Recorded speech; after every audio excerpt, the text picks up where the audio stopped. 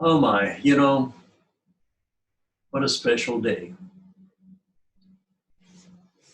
I was raised in a fundamentalist Christian evangelical church, and we had many great spiritual experiences. I'm not putting that down at all. They were authentic spiritual awakenings. But I remember Easter particularly. Um, Good Friday was always a sad thing, but Easter was the resurrection of Christ.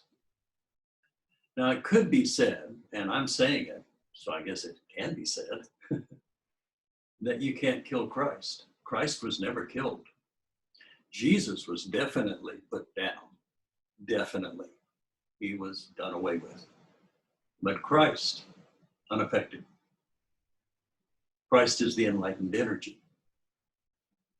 Christ is what Jesus transfigured into.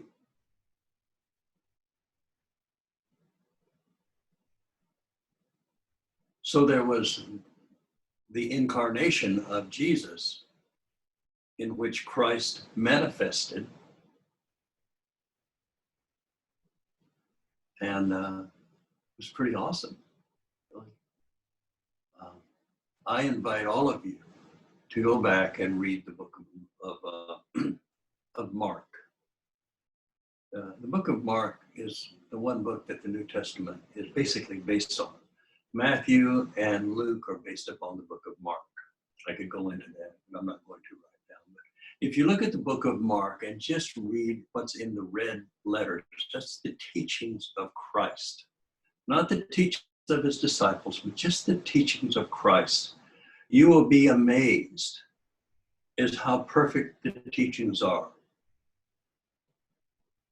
I think it was Gandhi that said, if all the Christians would follow the teachings of Christ, everyone would want to be a Christian.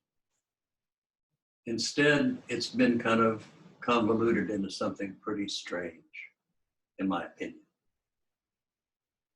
But I love Christ. I'm a definite Christian, folks. I'm definitely a Christian. I'm a Buddhist. I'm also Hindu.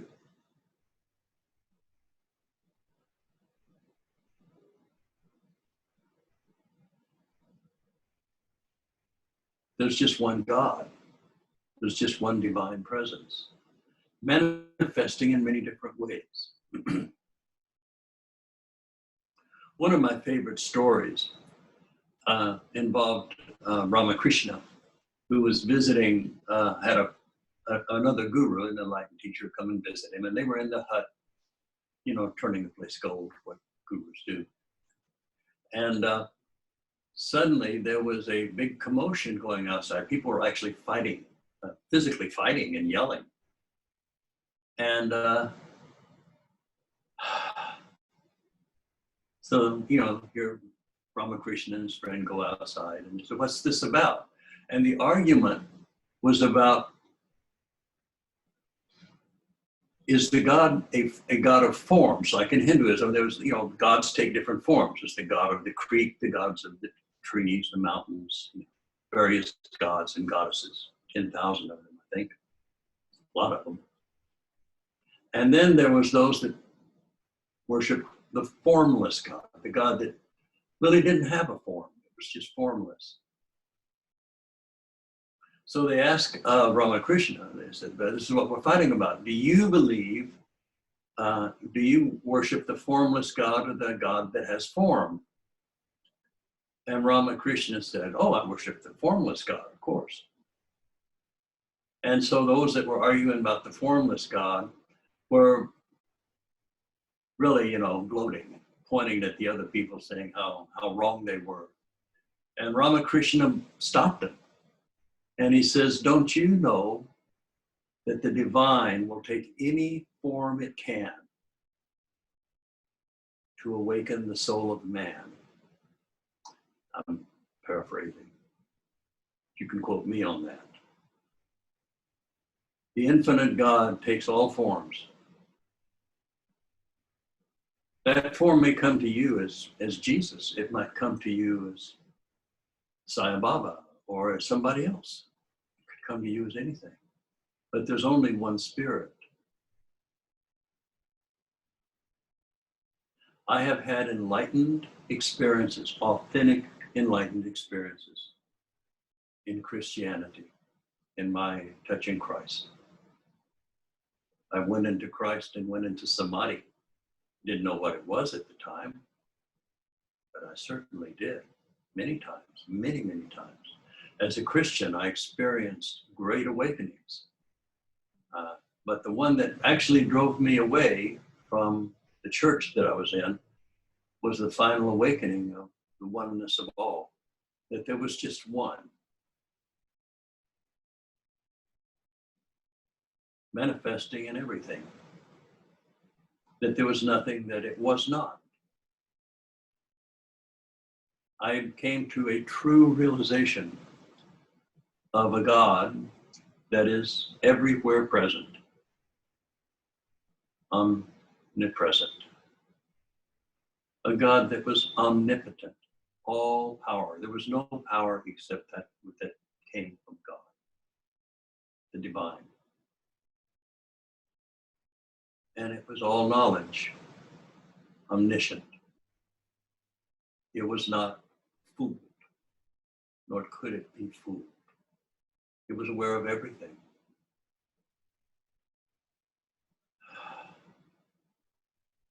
I went in, became enlightened in Hinduism. Went right into samadhi. It was the same spot. It was interesting when I went into samadhi during meditation, transcendental meditation, actually. I went to I found that very same spot that I went to when I was in ecstasy with Christ. It was the same place. Got into Buddhism when I went into samadhi there. Yeah. Same place. There's just one. Just one. Not two. To you, there are two. But in reality, there's just one. Christ said, I and the Father are one.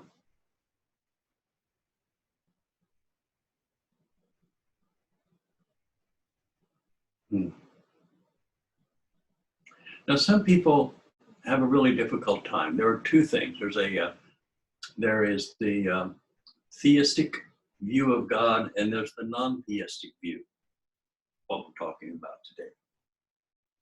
The theistic view says that God has a personality, that you can please it, or you can displease him. Usually it's a him.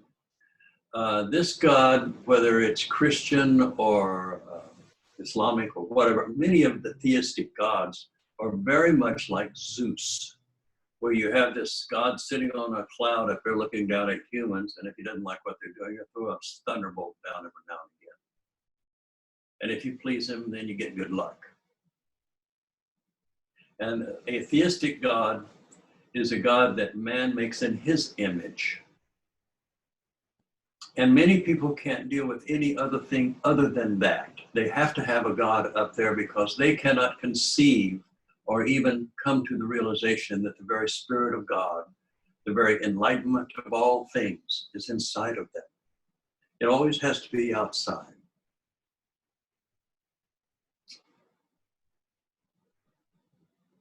It's everywhere. It is nowhere. It is all things. All things come from the divine. And in the divine, all things come from no thing. Imagine no thing.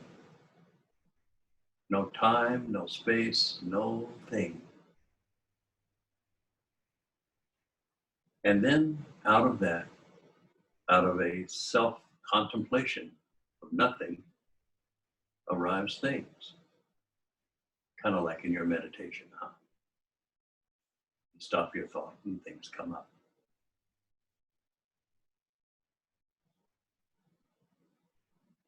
Everybody is awakening. Christians, Hindus, everybody's awakening to their divine nature. You have a point of view. You see it your way. You're touching a part of the elephant, and you know that that part of the elephant is real. You have it in your hands. You cannot conceive of somebody else touching a different part of that very same elephant and having just a powerful experience as you're having, but in a different way. Huh.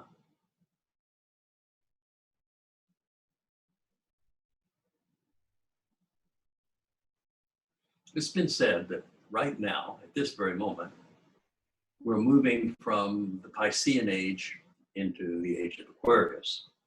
I kind of like this idea myself. Piscean age has been with us a very, very long time, tens of thousands of years. And it's ending. Astrologically, it's coming to an end. And the Aquarian age has already begun. The Piscean age was associated with religion. And if you look back on our history, you see that religion has played a huge part in almost every government. In fact, the only government I can think of that didn't have religion in some form or another was communism in Russia. And that was a very bad experience from my point of view. But in the Piscean age, religion is always there, whether it's the ruler of a country was many times called a god. But the Piscean age is ending, and the Aquarian age is starting. And the Aquarian age is more into science. It's not so much into religion, but it's very much into spirituality. Interesting. I think it's a little cleaner. Kind of like, I would guess, in Star Wars, where they had the concept of the Force. The Force wasn't a personality, but it was something that people used, could become aware of, they could expand into it. And I think that's more of an Aquarian energy.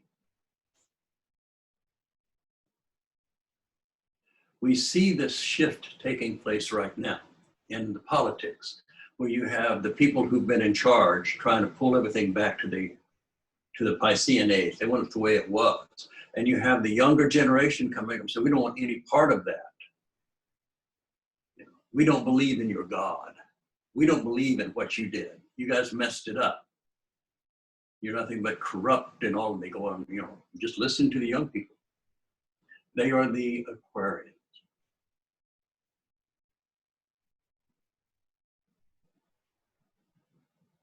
We're in a time of transition. During this time of transition, things collapse and then build up. Collapse in the old and build up in the new.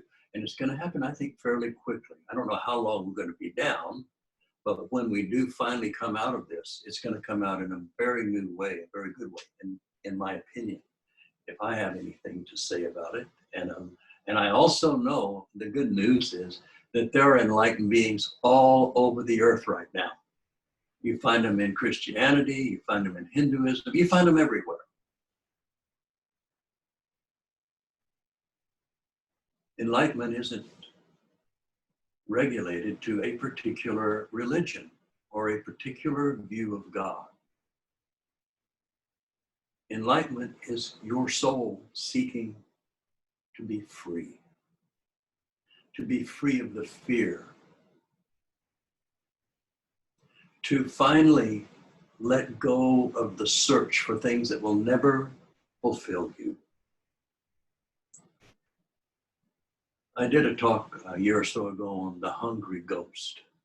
And the hungry ghost are those desires that we know, if I could just do this, then I'll be happy. If I buy this new car, I'll be happy.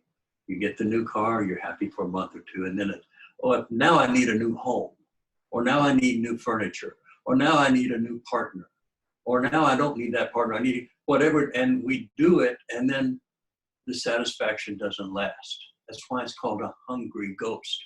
You can never satisfy it. However, There was a lady that came up to Christ once and said, "Would you like a drink of water?" And he looked at her and he said, "I have water that if you drink, you will not be thirsty again." He was addressing her hungry ghost. He was addressing that part of her that was always seeking fulfillment outside, but the fulfillment comes from inside. We meditate, we stop our thoughts, we try to stop our thoughts, or we focus on one thing so that our thoughts will stop. It can be the center of a dot in a mandala, it could be the center of a tanka, it could be a picture of an enlightened teacher, it could be anything. Whatever you focus on, if you do it with the divine in mind, you will start getting the result. When I was a Christian, we used to have a thing called, and I still do, I hope they still do, a worship service. And the worship service was different than a prayer meeting. A prayer meeting is where people would come with their prayer requests and everybody would pray for, Jesus to come and help them out. But a worship service was different. A worship service was where you just worshiped God. You didn't ask for anything. You just wanted the experience of the divine. You wanted that experience. You wanted to drink of that water more than anything. And in any religion, if you go with that attitude, you will have your thirst quenched because the divine will take any form it can to awaken you.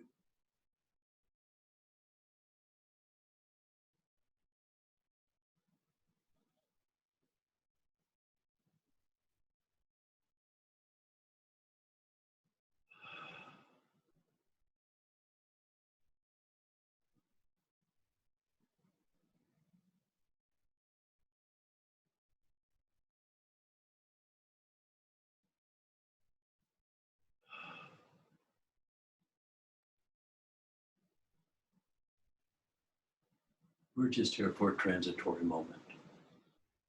A few short decades. We slip into these bodies. We have complete amnesia from before. We learn a new language. We learn a new culture. We learn a new religion. We have new families. We have new circumstances. But we're still working on the same things we worked on in the past life. If you had an issue with jealousy in a past life, you'll have it in this life. If you were locked up in poverty in a past life, you'll be locked up in it this life. But what you overcome in this life, you'll overcome for the next life. Once you overcome your selfishness, in the next life, you'll be more generous in a very wise way.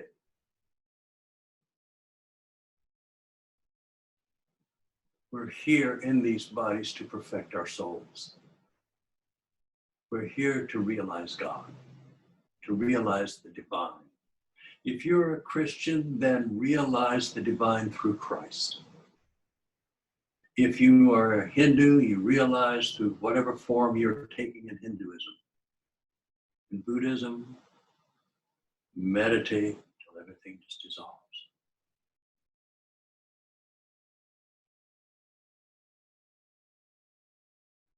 So I've moved into the Aquarian age. Take whatever religion you want. It all works. It's all good. You don't have to do it the way I do. But you have to do it. You have to seek God, the divine, whatever you call it, the force, the void.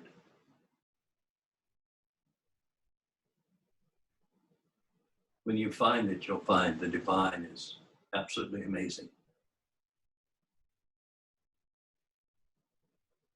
It's love. It's peace.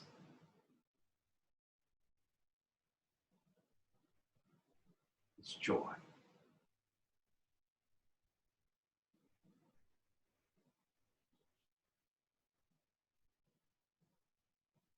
when you're caught up in the dream of this life, where there's so much suffering and so much pain and heartache, it's grief, so difficult.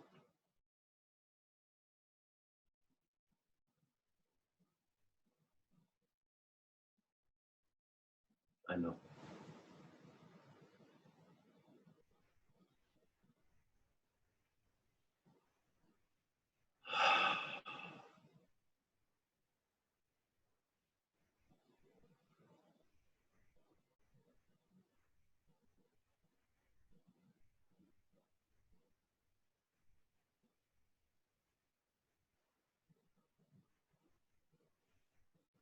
So for those of us that are starting to wake up a little bit, when you see somebody else seeking God,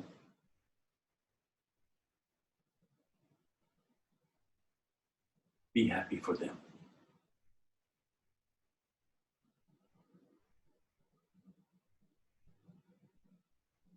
Don't question other people's spiritual experiences.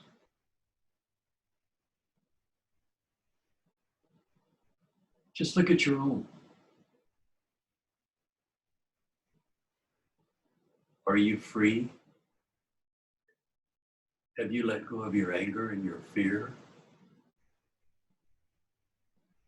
Have you stopped trying or having or being compelled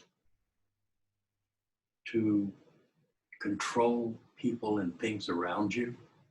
Because if you don't control them, they might get out of control. Do you feel it's really proper to manipulate somebody into doing something they probably didn't want to do? Do you think that really works for you?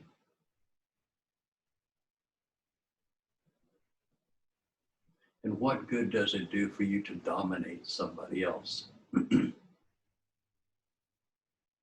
When you're dominating somebody, do you see the karma that's going on inside of you, what it's doing for you? The operating system of the Piscean age was control, domination, manipulation, and fear. And you'll see that operating system in every aspect of the Piscean age. It's in religion, it's in politics, it's in society, it's even in your love affairs. Control, domination, manipulation, and fear. It gives rise to greed and violence. It was a horrible operating system. We're moving into a different age. We need to let go of that old operating system and move into more empathy and compassion, peace, understanding, sympathy, abiding. I think there's a song about that somewhere.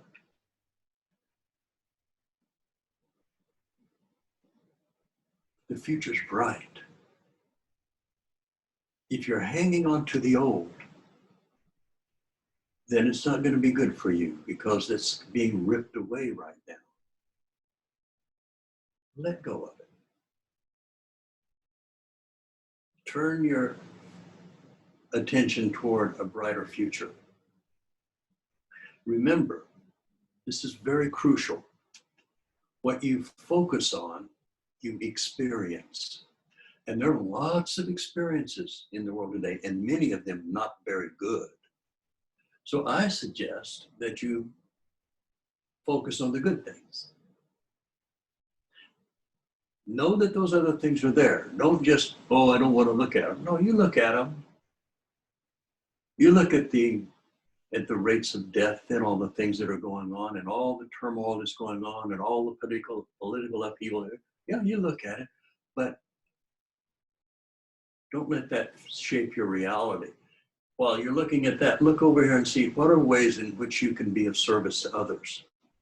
What are ways in which you can actually, if you're a Christian, by the way, what are the ways that you can actually follow the teachings that Christ said? Go back and read what he taught. Just for once, push aside what the disciples said. They were not the Son of God. Go back and read what Jesus said. What did he teach?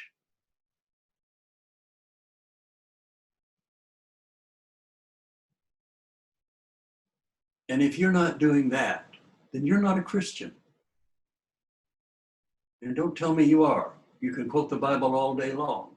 But if you're not following the teachings, and Christ actually said that in Matthew, I think it's the 13th chapter, the Sermon on the Mount, around the 24th verse, somewhere around there. Read it. He talks about what happens in the end times when people come before him. It's an interesting scripture. Christ said, in the end days, there will be those that will come before me, stand before me, and say, in your name, I cast out demons, performed all sorts of miracles, healed people. And Christ said, in that day, I will look at them and say, remove yourself from me. I never knew you. Didn't follow the teachings.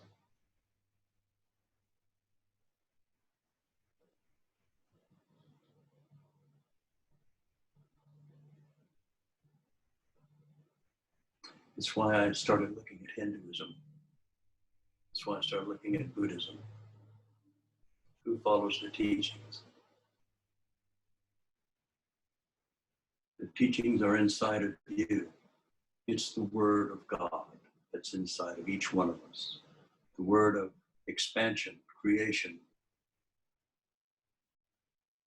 That no matter what it creates is good. Okay, really upset some people. Good. Think about it. If God is everywhere present, if God is all powerful, God knows everything. If it's the Alpha and the Omega, the beginning and the end, where do you fit in it? God is everywhere present. Where's the end of his finger?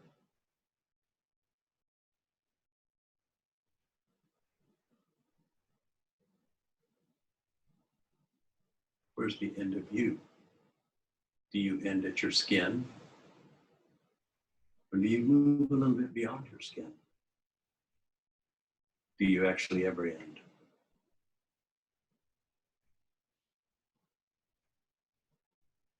Come play with me. We'll play in the infinite.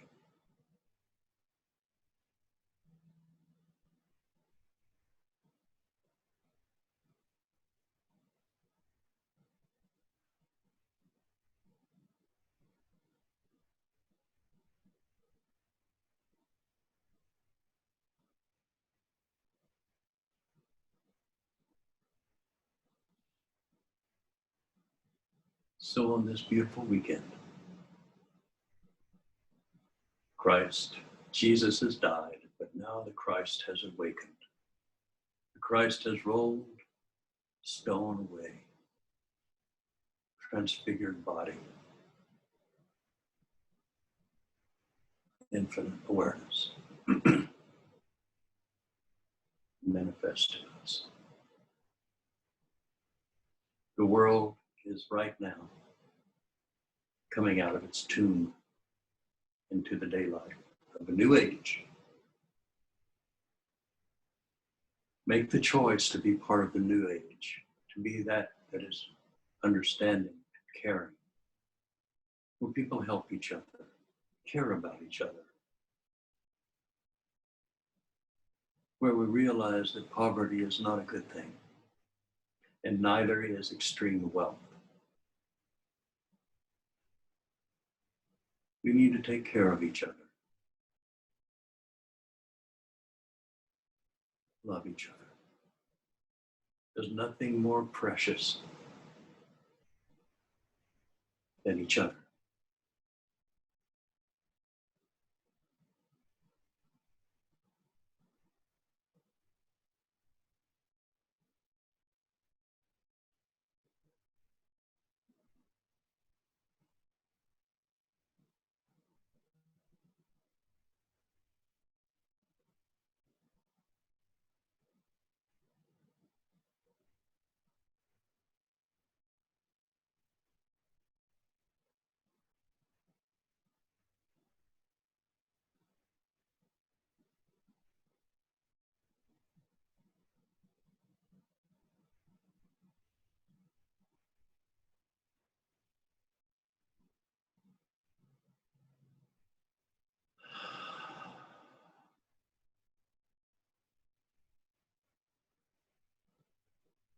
Good luck. Help each other throughout the day. I know you may not be able to get out of your house, but you can send some emails, you can make some phone calls to some friends. You can reach out. Say, how are you doing?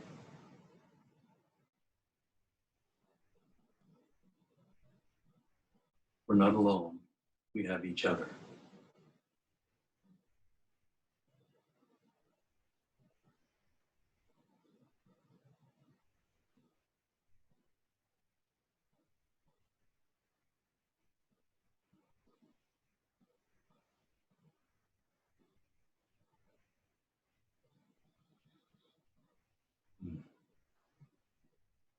Remember, it's love that binds us together.